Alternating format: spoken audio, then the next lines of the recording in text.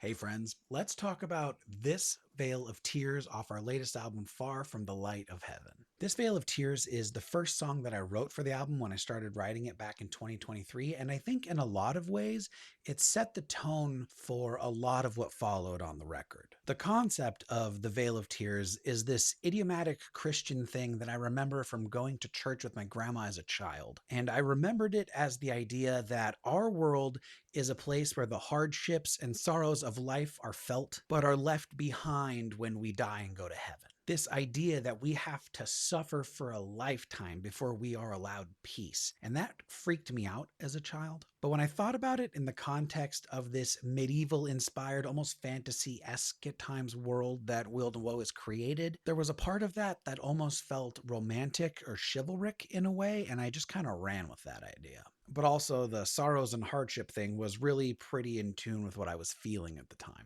The song opens lyrically with a line about the stars being taken from the sky, which for me was my loss of hope. At times, I would close my eyes and I could not see or feel any light. And instead of the silence or peace that I was hoping that darkness would give me, all I would hear is the battle din that I reference in the song pounding in my brain, my constant internal war with, the intrusive thoughts. And eventually, the exhaustion of living this over and over comes out in my line, "What did we do to deserve this?" There's a flirtation with surrender in the song in the lines, "Strike me down, let my spirit rest." And for me, that was brushing up against ideation, the desire for pain to end. But in the song, what stops it isn't courage, it's fear. Their voices call me. I've never known such fear. Trepidation stays my hand. The fear of dying being stronger than the pain of despair. And I think that underlines a lot of the tension that's at the core of the song and